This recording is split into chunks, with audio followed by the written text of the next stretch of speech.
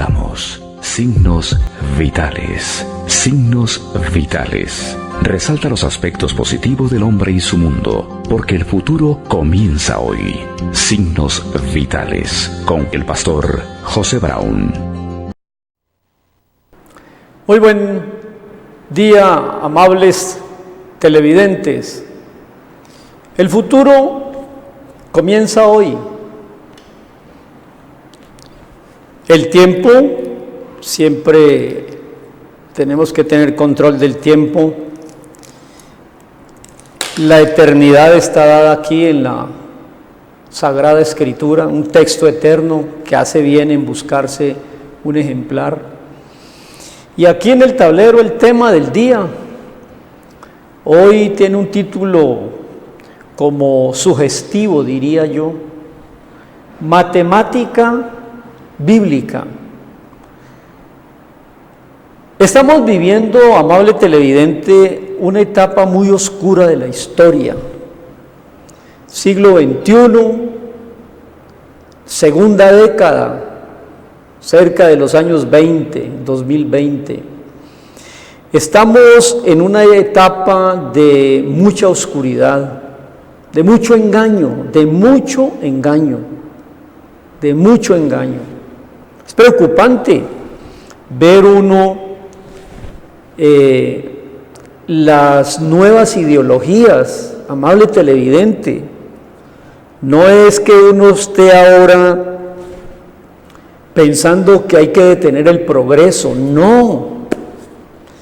Pero el hombre, alejándose de la fuente de la Biblia y de los principios éticos y morales, cada vez se asemeja más a las bestias. Así de sencillo. ¿Y quién dice eso? Lo dice el sabio Salomón, más grande sabio después de Jesús es Salomón. Dice: el hombre sin Dios es peor que las bestias. Dicho de otra manera, si Dios no existe, todo vale. Es una época de oscurantismo, es una época de inseguridades, de crisis. Hay muchas cosas, amable televidente, que nosotros estamos viviendo en este momento de la segunda década del siglo XXI. Pero el Evangelio sigue siendo buenas noticias. Y hay una matemática bíblica al final de esta entrega que a mí me sorprendió muchísimo, y solo estoy escarbando en la superficie, pero es toda una temática. Se conoce con el nombre de gematría o gematria, no sé cuál es la pronunciación correcta, gematría. Y es que la Biblia tiene un mensaje que trasciende el tiempo y el espacio. ¿Por qué? Porque el mensaje de la Biblia es un mensaje eterno. Dios es eterno. El gran milagro de la revelación bíblica es que el Dios eterno se mete en el tiempo.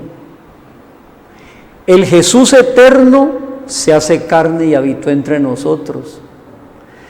La eternidad nos visita. El cielo viene a la tierra. El Verbo se hace carne y habitó entre nosotros. La Biblia sigue siendo, pues, un texto motivo de admiración, motivo de estudio y de matemática. Como estamos viviendo una época tan oscura, déjeme decirle que antes de amanecer, dicen los sabios, la noche está pasando por el momento más oscuro. O sea que la oscuridad de hoy, segunda década, es presagio de que pronto llegará la luz. Cristo vuelve. Voy a plantearle, como me gusta hacerlo siempre, la línea de la historia. Pongamos aquí a Adán, el primer ser humano, y aquí quien partió la historia, Jesús con su muerte, parte la historia. en dos.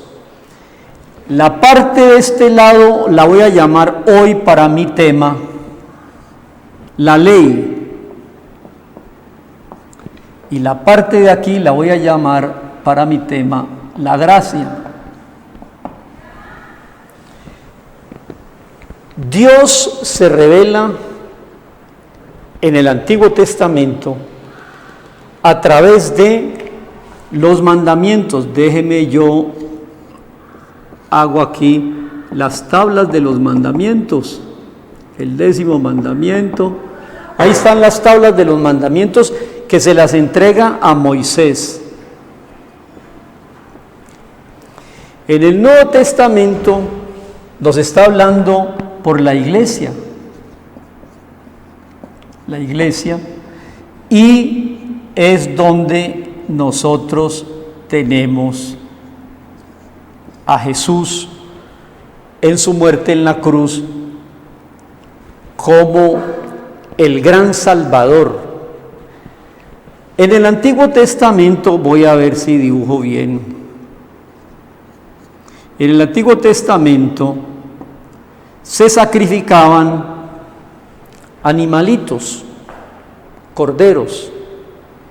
El sacrificio de estos animales y el derramamiento de su sangre era la forma como yo cumplía la ley.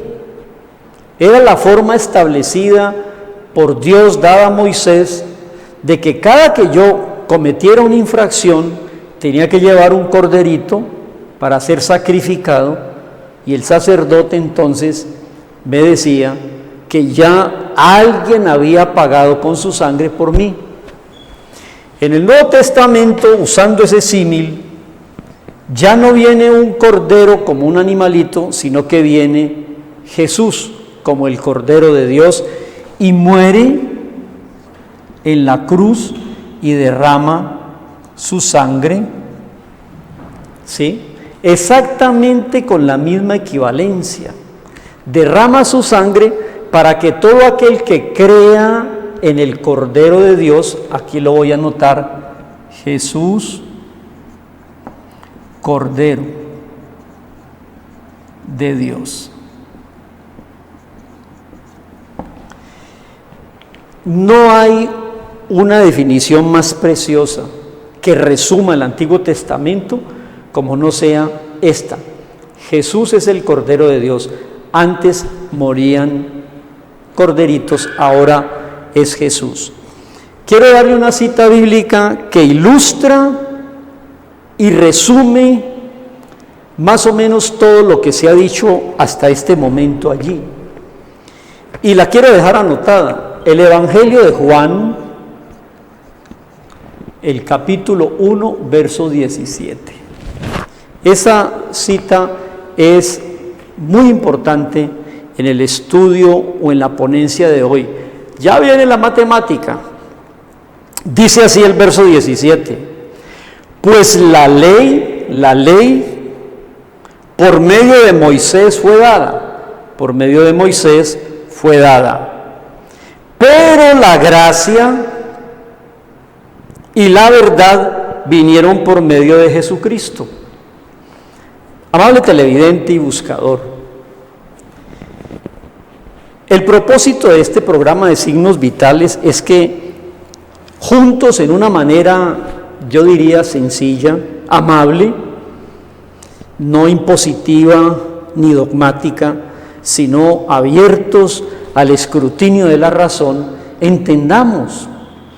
Dios originalmente administró el mundo a través de sus leyes, pero esas leyes son imposibles de cumplir. Así de sencillo, mis queridos hermanos. Porque el hombre fue hecho con una comunión perfecta con Dios aquí en Adán. Pero ¿qué pasó? Se rebeló, entonces tomó su propio camino, cortó su relación con Dios, y Dios le dijo: el día que cortes conmigo mueres. De allí nace el sacrificio de sangre. Como dejó vivo a Adán, le dijo: tiene que morir por ti un sustituto. Y empieza todo este sistema sacrificial que cuando yo peco debo llevar un cordero al sacerdote y derramar su sangre para que yo tenga perdón.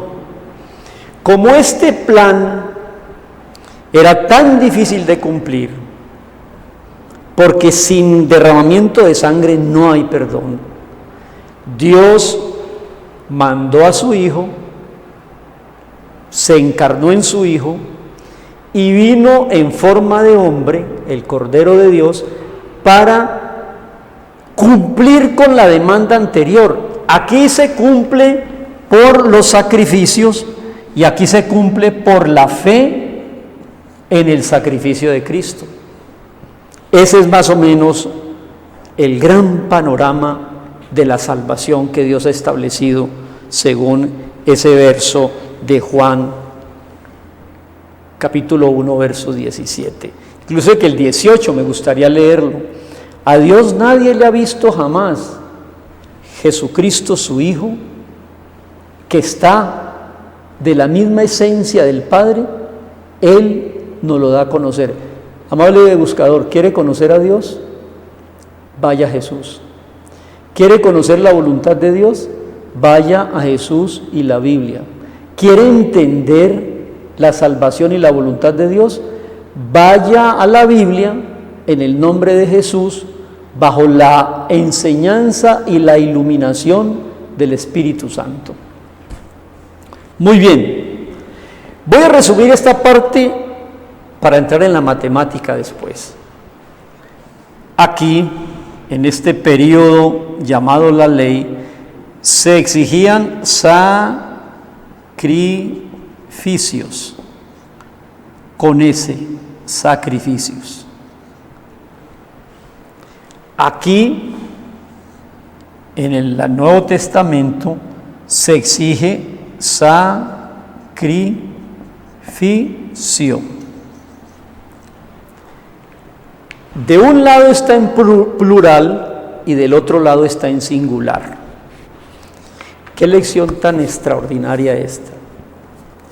Todas las personas que están en la ley deben, cada vez que cometen una infracción, llevar unos sacrificios de animales para poder recibir el perdón. Pero todos los que estamos del otro lado, en la gracia, bastó un solo sacrificio en singular, que es el sacrificio de Cristo, para quedar perdonados. Esa es prácticamente la gran diferencia, dicha en una forma sencilla, entre la ley y la gracia. ¿Dónde deberían de realizarse los sacrificios de animales? En el templo. En el templo. Entonces, cuando estuvo Jesús, que era el gran sacrificio de Dios y el último sacrificio, le dijo a los judíos de ese tiempo: en el templo no quedará piedra sobre piedra, eso será destruido. ¿Qué estaba diciendo Jesús? Jesús estaba diciendo, como gran maestro que es, que llegaría el momento en que se destruye el templo y se acaban los sacrificios, como efectivamente pasó. Amable televidente, ya no hay más sacrificios, ya no se están matando corderos, ya no estamos en la primera administración divina que se llama ley, sino en la segunda administración. Pero ¿qué sucedió? Que los judíos no creyeron en lo que hizo el Mesías.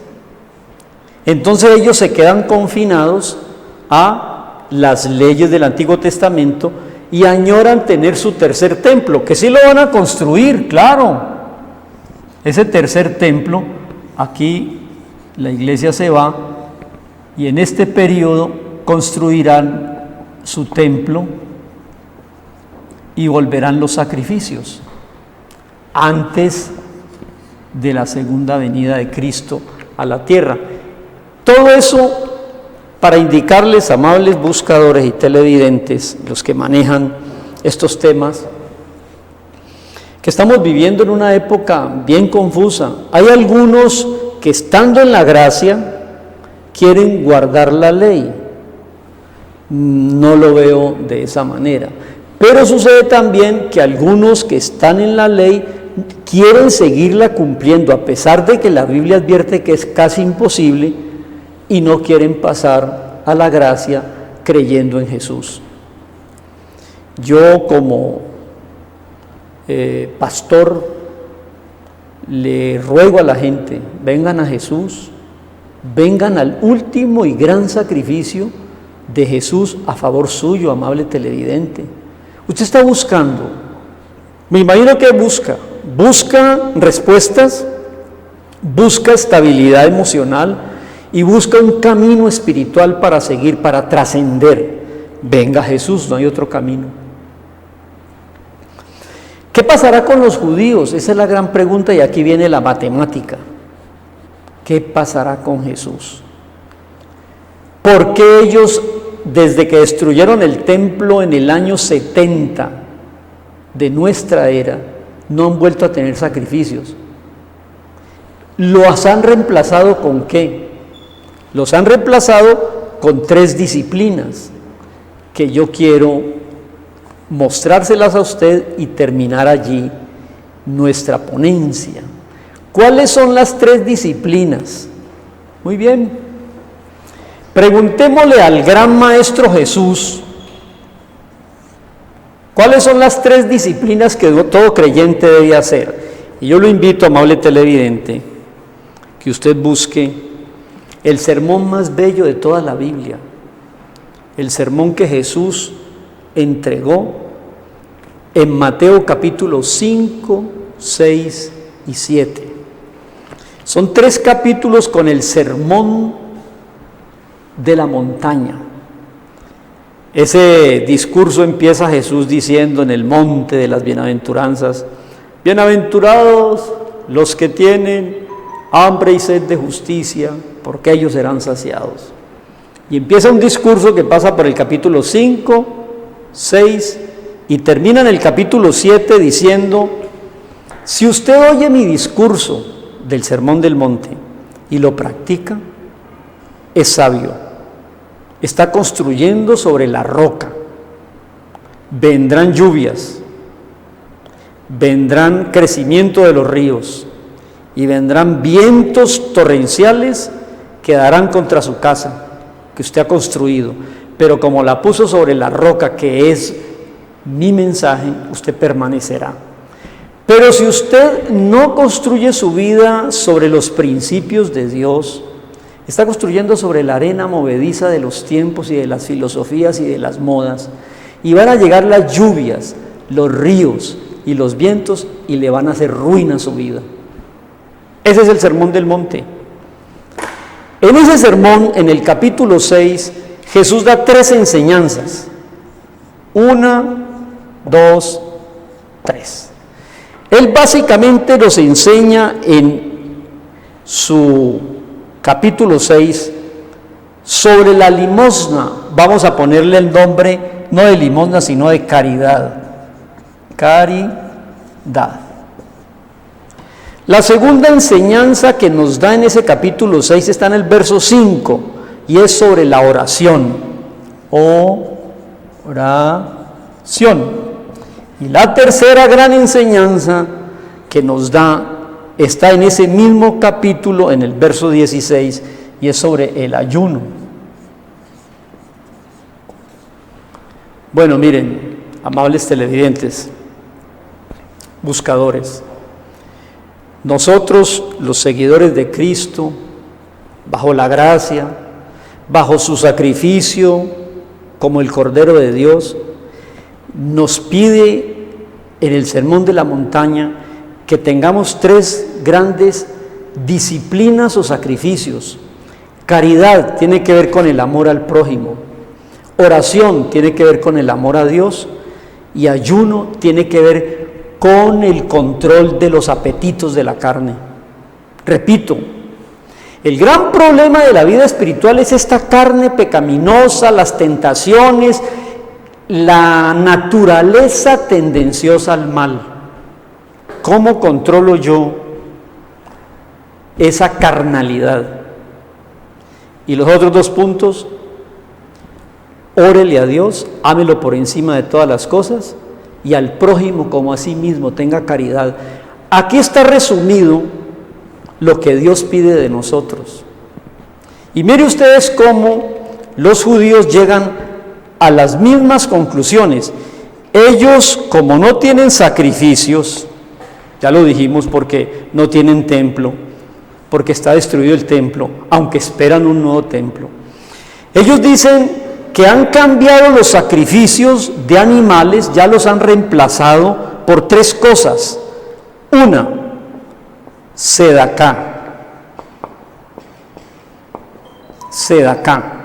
que es caridad. Otra, tefilá, lo estoy diciendo en el lenguaje hebreo. Tefilá, que es oración. Y la tercera, que creo que es sum, que es ayuno.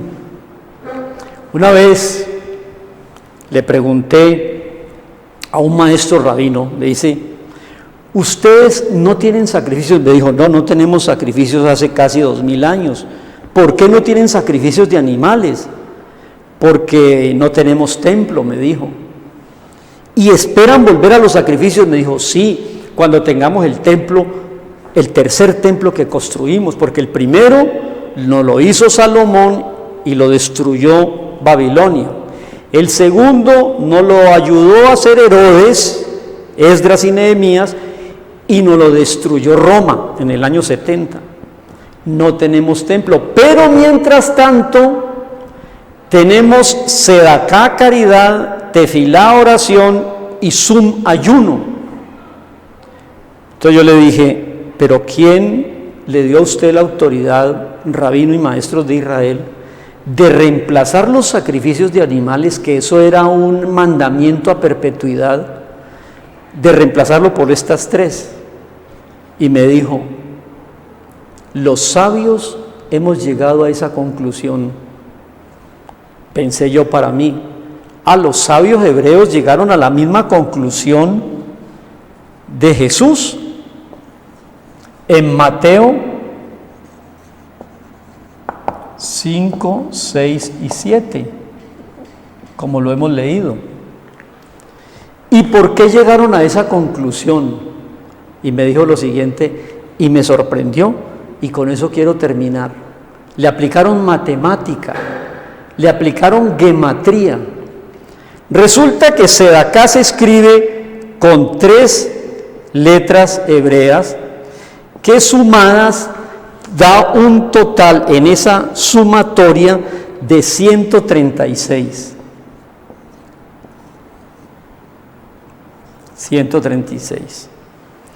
Tefilá se escribe con 3 letras hebreas que suman, porque la gematría es la equivalencia numérica de las letras hebreas, suman 136.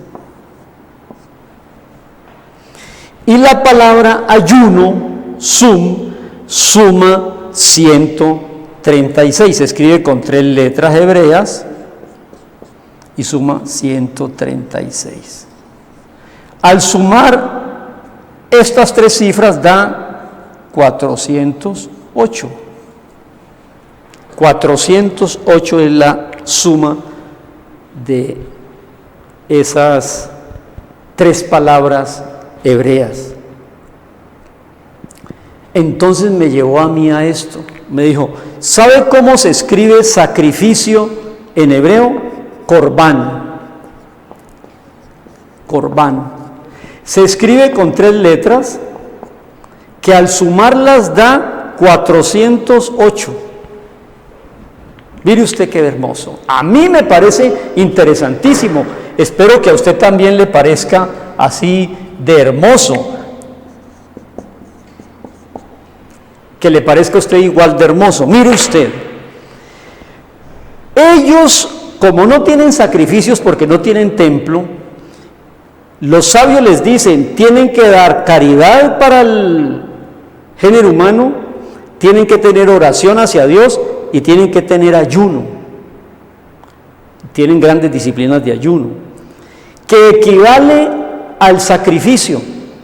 Ya no tienen sacrificio de sangre porque no hay templo, pero tienen caridad, oración y ayuno, que es exactamente lo que dijo Jesús en el discurso del Sermón del Monte, que con caridad, oración y ayuno, nosotros los cristianos agradamos a Dios, no por los sacrificios de sangre, sino porque tenemos que amar a Dios en oración, al prójimo como a nosotros mismos en caridad, y morir a la carne en ayuno.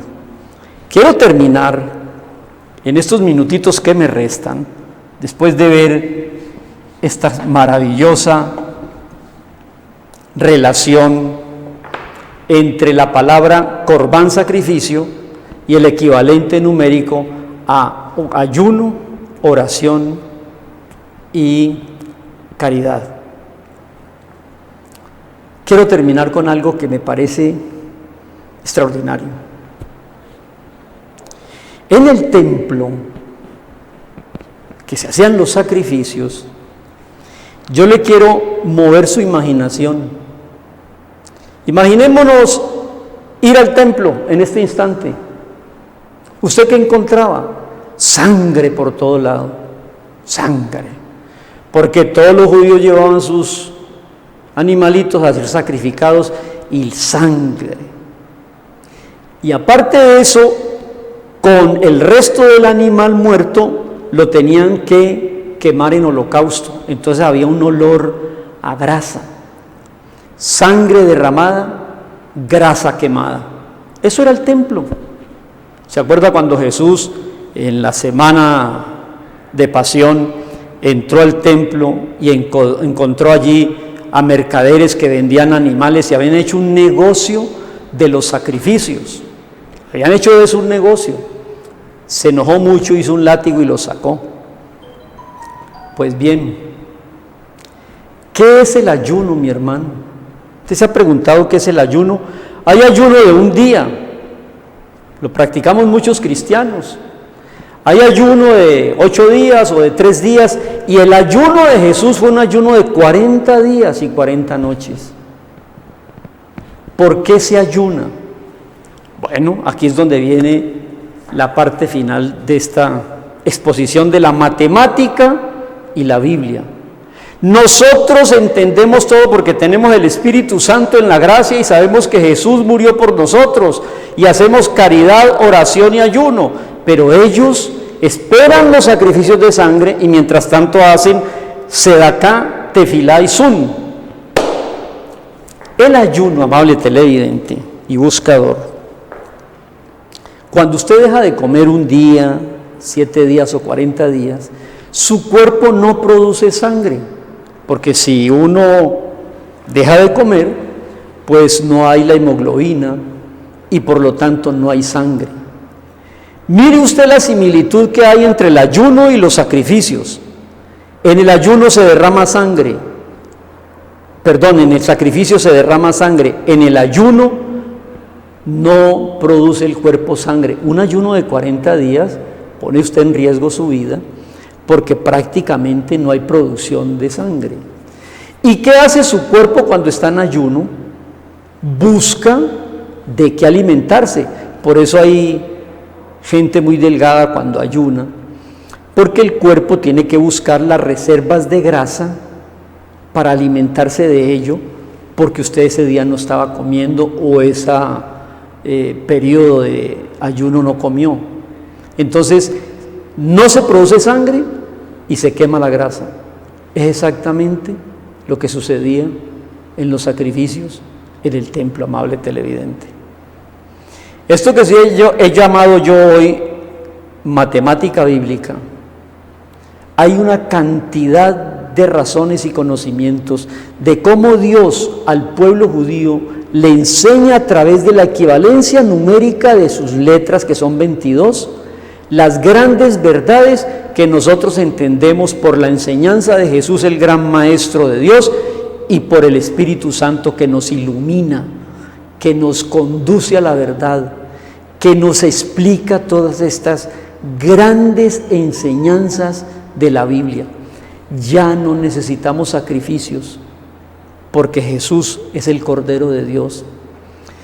Ya no necesitamos nosotros el templo, físico.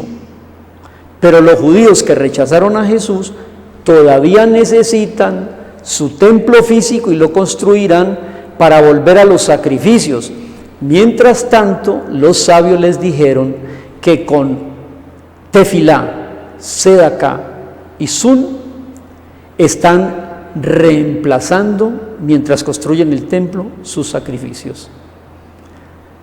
Es un tema, tengo que reconocerlo, curioso y no de dominio común, pero yo sé que dentro de la audiencia de Signos Vitales es un tema trascendental, hermoso y liberador.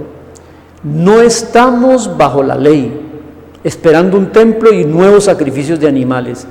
Estamos bajo la gracia, y en la gracia Dios nos pide períodos separados para buscarle a Él en ayuno, mucha oración y amar al prójimo como a sí mismo. De lo que tú tienes, que Dios te ha bendecido, puedes bendecir a otro. No te olvides, como dice el Sermón de la Montaña, de la caridad, de la oración y de morir a la carne en el ayuno. Hasta aquí la enseñanza. ¿Cómo llego yo? Por la enseñanza de Jesús en el Sermón del Monte. ¿Cómo llegan los que no tienen a Jesús ni el Espíritu Santo? Por la matemática de las 3 palabras que ellos en este momento, pregunte usted, pregúntele a un judío, ¿cómo si no tienen templo y les piden sacrificios, ustedes están reemplazando esos sacrificios? Mediante la oración, mediante la caridad y mediante el ayuno.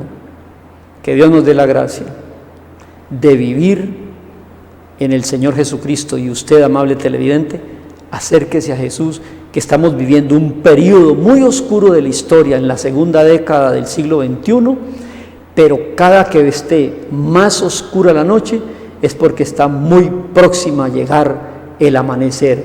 Ven, Señor Jesús. Y si no lo haces hoy, esperaremos para una nueva entrega. Que Dios le bendiga y haga de hoy el primer día del resto de su vida. Bendiciones. Presentamos Signos Vitales. Signos Vitales. Resalta los aspectos positivos del hombre y su mundo, porque el futuro comienza hoy. Signos Vitales, con el pastor José Brown.